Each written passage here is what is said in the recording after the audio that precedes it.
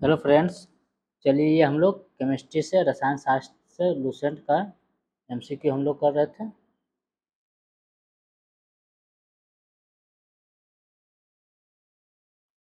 Lucent का objective है friends, तो इसमें हम लोग ये क्लास दूसरा हो जाएगा। कौन सा क्लास फ्रेंड्स? क्लास दूसरा हो जाएगा। मतलब ये केमिस्ट्री का क्लास दूसरा, वैसे क्लास कितना हो जाएगा? क्लास 9 तक ना हो तो चुका है, तो ये क्लास 10वां हो जाएगा। कौन सा हो जाएगा फ्रेंड्स? 10वां हो जाएगा।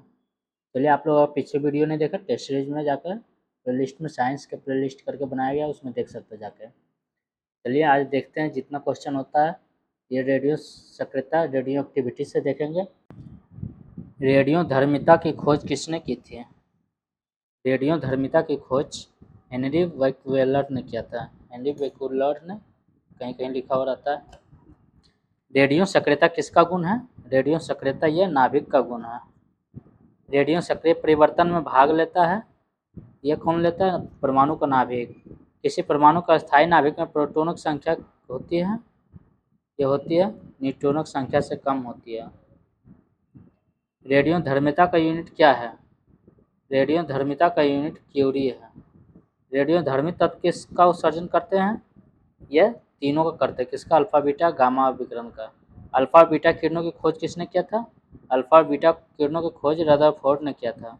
किस वैज्ञानिक ने गामा किरणों की खोज की थी? गामा किरणों की खोज रदरफोर्ड ने किया था। निम्न में से कौन रेडियो सक्रिय किरण हीलियम नाभिक के समकक्ष होता है? हीलियम नाभिक के समकक्ष ये हो जाता है अल्फा किरण। ये इंपॉर्टेंट है, याद रखिएगा, हीलियम नाभिक के समकक्ष। नाभिक से निकलने वाले विकिरणों में से किसकी वेदन क्षमता सर्वाधिक होती है? सर्वाधिक सबसे ज़्यादा गामा किरण की। अल्फा किरणें है। अल्फा किरणें क्या है? हीलियम 2+ आयन, ऊपर में 2+2 निकल जाएगा, ये अल्फा कण के बराबर हो जाएगा। वही अभी हम पढ़े थे, हीलियम नाभिक कण के बराबर हो जाता। अल्फा किरणों पर उपस्थित आवेश है। अल्फा किरण पर कौन सा आवेश होता है? ये 2 इकाई धन आवेश। बीटा किरणें बनी होती है, ये बीटा किरणें बनी होती है ऋण आवेशित कणों से। 14 निम्न में से किसके उत्सर्जन से संभारिक का निर्माण होता है? संभारिक का निर्माण किसके उत्सर्जन से होता है? ये बीटा किरण से। निम्नलिखित में से किसके उत्सर्जन से किसी तत्व का परमाणु क्रमांक 1 बढ़ता है? परमाणु क्रमांक 1 बढ़ता है ये बीटा किरण से, बीटा कण से। निम्नलिखित में से किसमें ऋणात्मक आवेश होती है? ऋणात्मक आवेश ये बीटा किरण में। इलेक्ट्रॉन का समरूप कौन होता है? इलेक्ट्रॉन का समरूप ये बीटा कण होता है। समान ऊर्जा की अल्फा किरणों की तुलना में बीटा किरणों की वेधन क्षमता अधिक होती है। क्यों? यह बीटा किरणों का द्रव्यमान नगण्य होने से उनका वेग अधिक होता है। 19 नंबर, बीटा किरण किस प्रकार का आवेश वहन करता है? बीटा किरण ऋणात्मक ऋण आवेश। गामा किरणें किससे बनी होती है? ये गामा किरणें विद्युत चुंबकीय तरंग से बनी होती है। गामा किरणें क्या होती है? गामा किरणें रेडियो सक्रिय पदार्थों द्वारा उत्सर्जित उच्च ऊर्जा युक्त किरणें होती है। ये सभी लूसेंट एमसीक्यू का है फ्रेंड्स। ऑब्जेक्टिव टाइप का जो क्वेश्चन बुक आता है उसी का है। निम्नलिखित में से किस किरण की वेधन क्षमता सबसे अधिक होती है? सबसे अधिक किसकी वेधन क्षमता है? ये गामा किरणों की। निम्नलिखित में से किस किरण की आयनन क्षमता सबसे कम होती है? आयनन क्षमता सबसे कम गामा किरण की। निम्नलिखित में से किस किरण की आयनन क्षमता सबसे अधिक होती है? तो सबसे अधिक आयनन क्षमता अल्फा किरणों की होती है। समस्त रेडियो सक्रिय पदार्थ क्षय होने के पश्चात किसमें अंतिम रूप में बदल जाते हैं? कोई भी चीज़ अंतिम रूप में शीशा में बदल जाता है। किसमें? शीशा रूप बदल जाता है। ये इंपॉर्टेंट है, याद रखिएगा। न्यूनतम पारगम्य शक्ति किरण कौन सी है? न्यूनतम पारगम्य शक्ति किरण यह अल्फा किरण है। 27 किस रेडियोएक्टिव तत्व का नाम उसके खोजकर्ता के देश के नाम पर रखा गया है?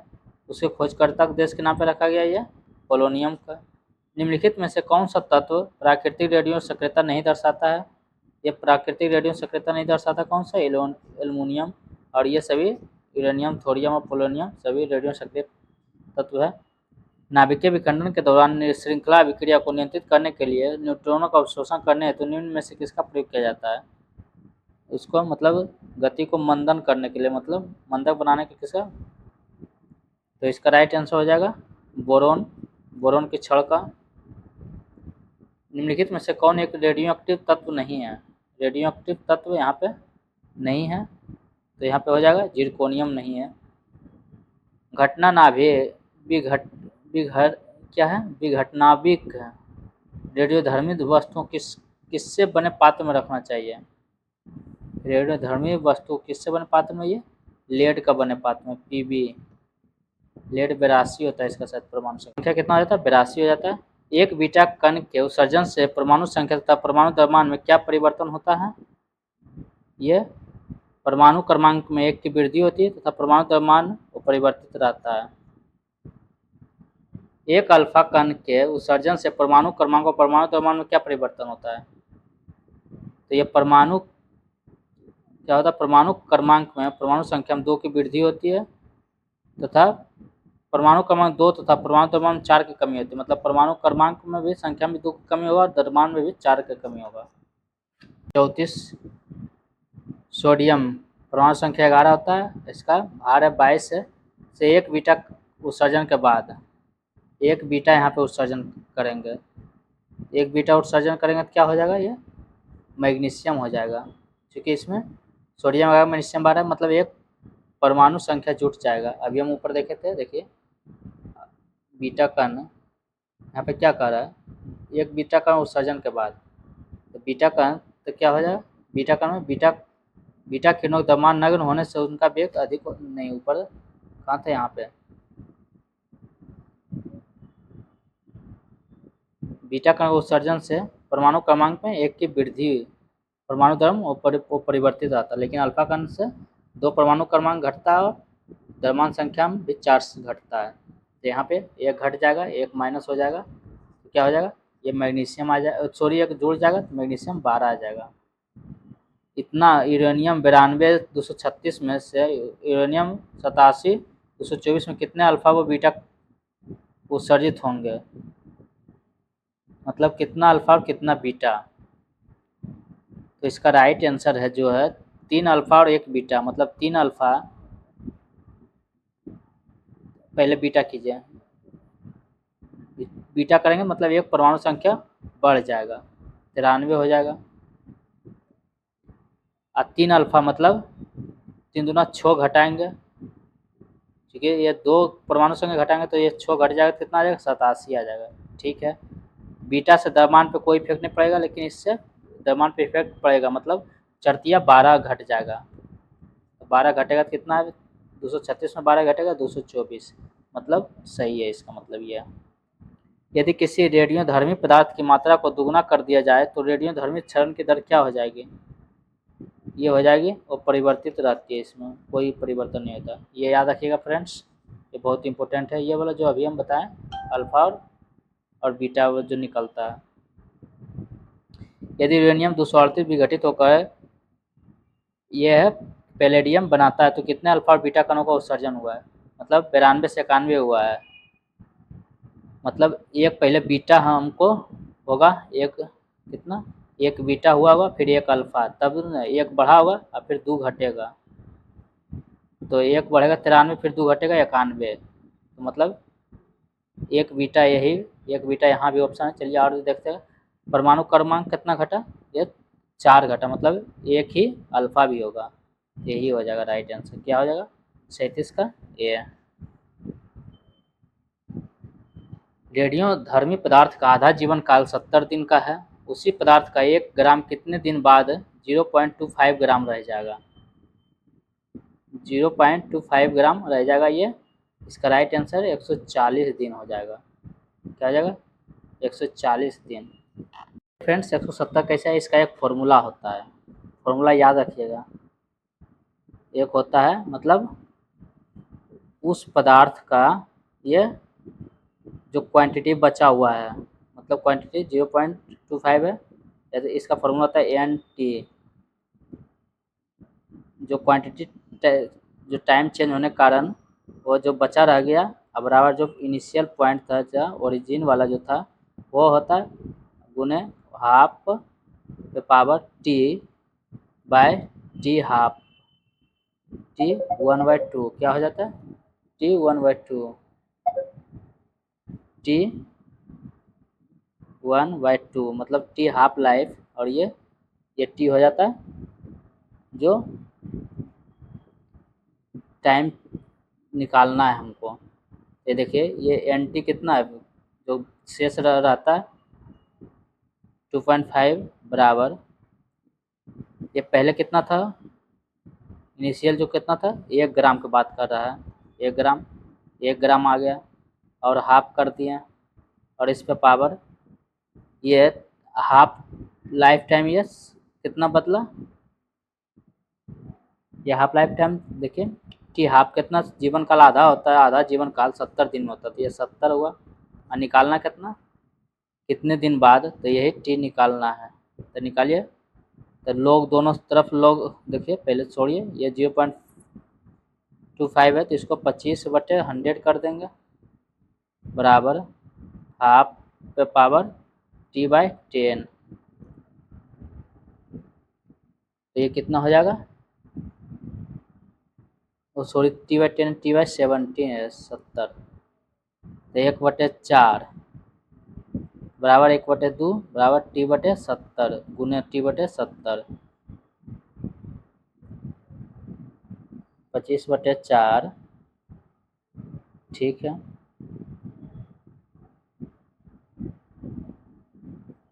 और ये पावर में, सॉरी फ्रेंड्स ये पावर में है, ये थोड़ा सा भूल हो रहा है,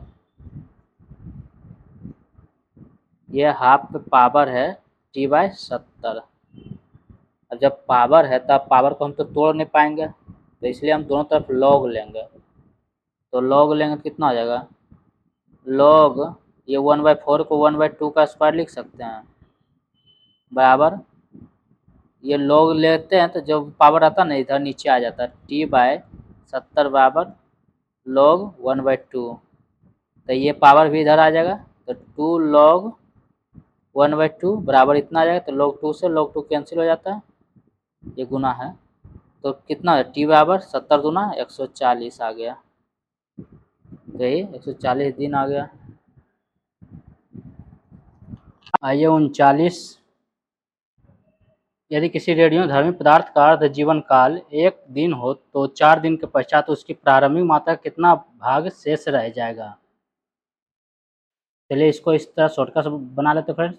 देखिए कोई भी हाफ लाइफ पीरियड 1 दिन हो तो 4 दिन पश्चात, मतलब पहला दिन घटित होगा तो कोई भी भाग का पहला दिन में कितना हो जाएगा 1/2 हो जाएगा भाग, फिर दूसरा दिन में कितना हो जाएगा 1/4, फिर इसका आधा हो जाएगा, फिर तीसरा दिन में कितना हो जाएगा 1/8 हो जाएगा, फिर चौथा दिन में कितना हो जाएगा 1/16 हो जाएगा, 1/16 हो जाएगा, तो इसको परसेंटेज में निकालिए तो 100 से गुना कीजिएगा, कितना हो जाएगा 4×25 है 100 और 4×4 16, मतलब 6.1/4% हो जाएगा। एक रेडियोएक्टिव पदार्थ की अर्ध आयु 4 महीने है, इस पदार्थ के 3/4 भाग का क्षय होने में कितना समय लगेगा, 3/4 भाग का क्षय होने में कितना समय लगेगा वो पूछ रहा है। अर्ध आयु 4 महीना, मतलब 4 महीना में आधा होता है, तो 4 महीना में आधा हुआ तो 8 महीना में कितना होगा, तो उसका फिर आधा 1/4 होगा, 1/4 डिकम्पोज हुआ तो 3/4 ही बचा ना भाग, तो 3/4 भाग क्षय होने में कितना समय लगेगा फिर, तो ये 8 महीना, यही इसका 1/4 बचता है तो 3/4 ने डिकम्पोज हुआ, 3/4 डिकम्पोज हुआ तो ये 8 महीना लगा 3/4 को खत्म होने में, क्योंकि 1/4 भाग बच गया, फिर इसको करेंगे तो 1/8 भाग बचेगा। चलिए 41, वह प्रणाली क्या है कहलाती है जो प्रागैतिहासिक पदार्थों का काल निर्धारित करने के लिए विघटनाभिक्ता का प्रयोग करती है, यह कहलाती है क्या, कार्बन काल निर्धारण, कार्बन डेटिंग पद्धति। पृथ्वी की आयु का आकलन किया जाता है किसके द्वारा, ये किया जाता है यूरेनियम डेटिंग द्वारा, पृथ्वी का आकलन यूरेनियम डेटिंग द्वारा। रेडियो कार्बन काल निर्धारण किसकी आयु का आकलन करने के लिए प्रयुक्त किया जाता है, ये जीवाश्म। सबसे पहले रेडियो सक्रियता शब्द का प्रयोग किसने किया था, यह सबसे पहले हेनरी बेकुलर ने।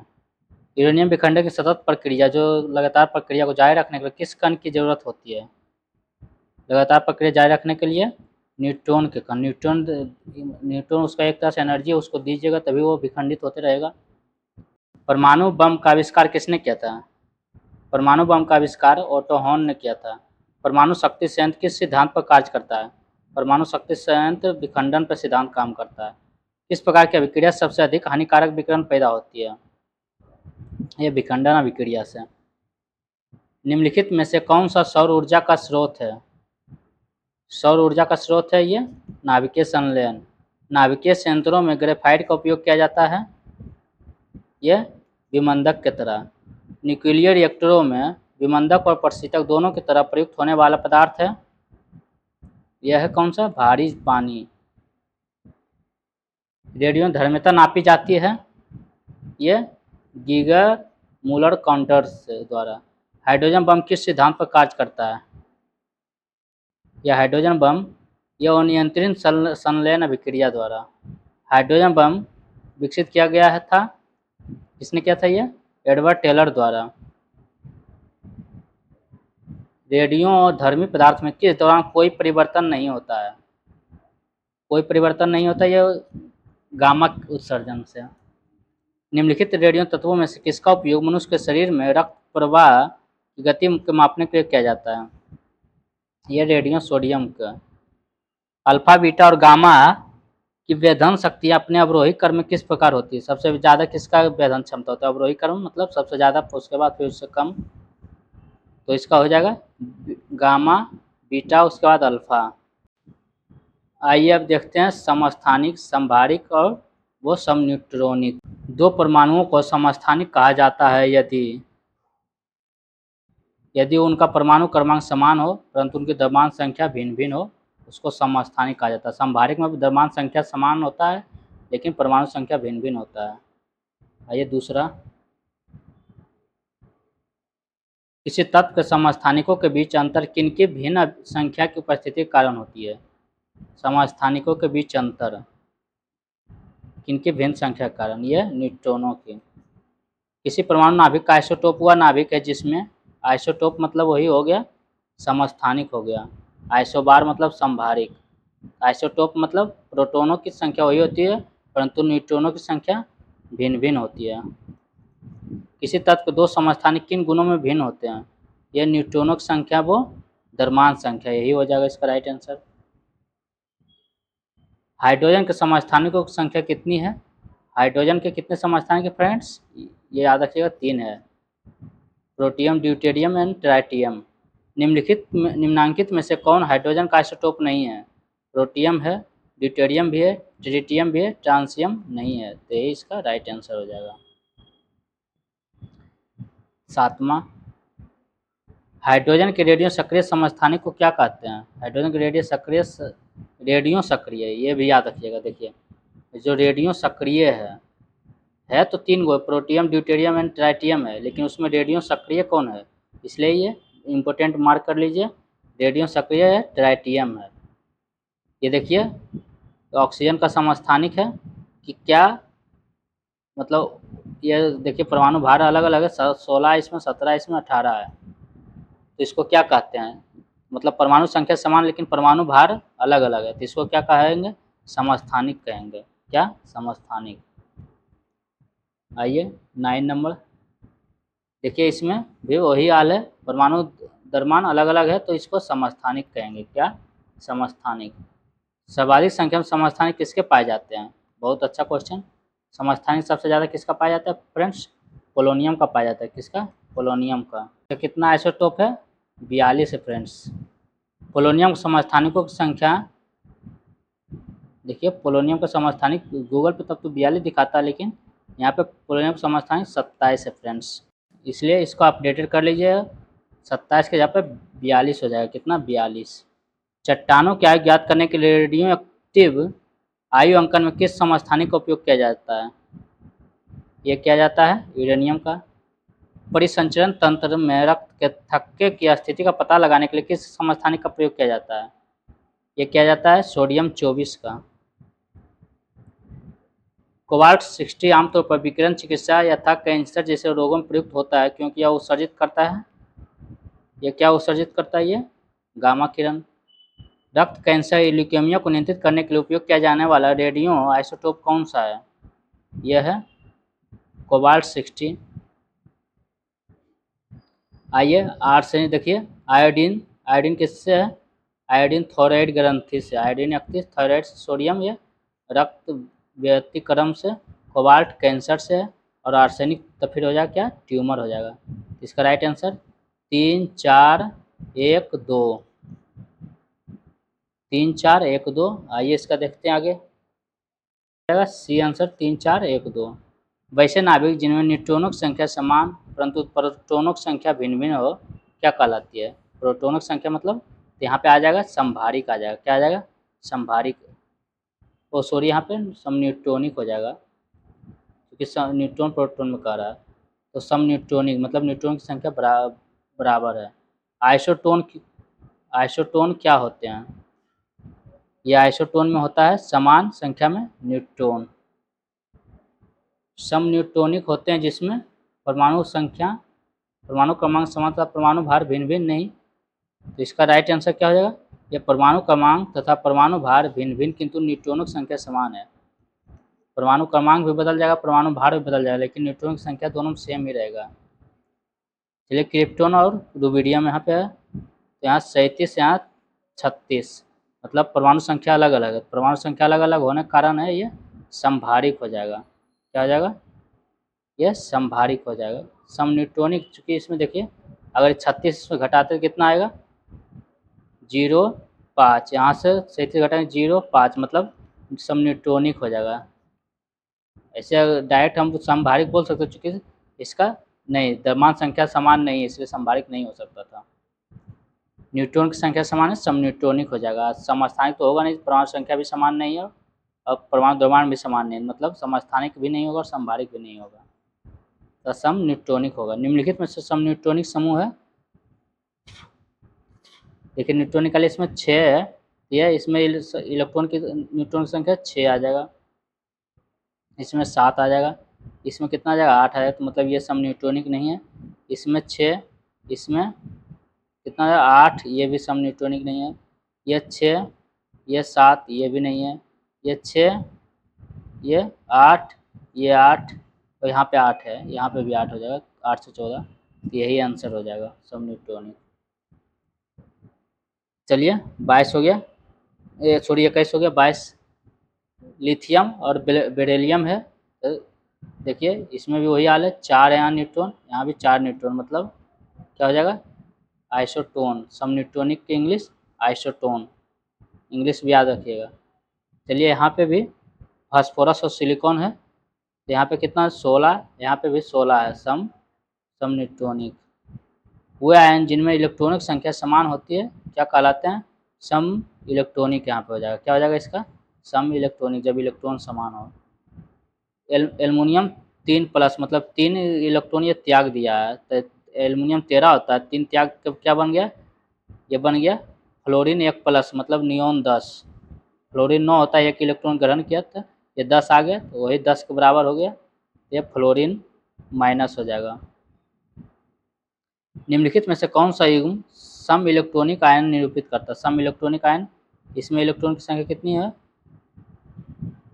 देखिए ये तो 10 है, यहाँ कितना हो जाएगा? ये पोटेशियम 19 18, ये नहीं हो, ये कैल्शियम मैग्नीशियम ये भी नहीं हो पाएगा।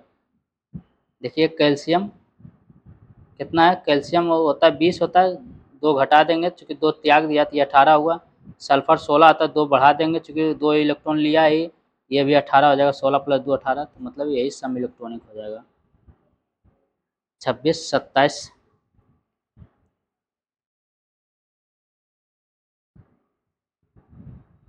आर्गन पोटेशियम और कैल्शियम है। देखिए परमाणु भार यहाँ पे समान है, मतलब द्रव्यमान संख्या समान है 40 40, तो ये क्या हो जाएगा? समभारिक हो जाएगा। क्या हो जाएगा इसका राइट आंसर फ्रेंड्स? ये समभारिक हो जाएगा। निम्नलिखित में से किसके उत्सर्जन से समभारिक उत्पन्न होते हैं? समभारिक उत्पन्न होते हैं किसके उत्सर्जन से? ये बीटा किरण से। निम्नलिखित युग्मों में कौन सा सही सुमेलित है? सही सुमेलित समस्थानिक परमाणु संख्या समान परमाणु संख्या सही है, किंतु परमाणु भार भिन्न परमाणु संहति वाले, मतलब परमाणु संख्या इसका भिन्न भिन्न हो, ये समस्थानिक, ये सही है। समभारिक न्यूट्रॉनों की संख्या समान किंतु परमाणु संख्या वाले परमाणु, किंतु भिन्न परमाणु संख्या वाले परमाणु समभारिक, ऐसा नहीं है, इसमें द्रव्यमान संख्या समान होना चाहिए, ये गलत है। सम न्यूट्रॉनिक में न्यूट्रॉन की संख्या समान होना चाहिए, ये भी गलत है, मतलब सिर्फ एक सही होगा। ट्राइटियम में प्रोटियम ड्यूटेरियम ट्राइटियम, ये जो रेडियो सक्रिय था इसका मतलब हाइड्रोजन का यही एक आइसोटोप है जो रेडियो सक्रियता के श्रेणी में आता है। ट्राइटियम में प्रोटॉन P और न्यूट्रॉन N की संख्या क्रमशः क्या है? इसमें हाइड्रोजन 1 और 3 हो जाता था, 1 प्रोटॉन और 2 न्यूट्रॉन हो जाएगा, तो इसका राइट आंसर क्या हो जाएगा? 1P। और ये ट्राइटियम व हाइड्रोजन मतलब प्रोटियम ड्यूटेरियम, ये एक एक होता प्रोटियम ड्यूटेरियम, यह ट्राइटियम, ट्राइटियम में 3, ड्यूटेरियम में 2, अब प्रोटियम में 1, इसलिए इसका आसान है। ड्यू मतलब 2, ट्री मतलब 3, ट्राई। चलिए फ्रेंड्स, अगले वीडियो हम इसके आगे करेंगे, इसमें यहीं तक रहने देते हैं। चलिए वीडियो को आप लोग लाइक कर दीजिएगा फ्रेंड्स, ये लुसेंट का ऑब्जेक्टिव है, और पिछले वीडियो नहीं देखे जाकर प्ले लिस्ट में देख लीजिएगा। धन्यवाद।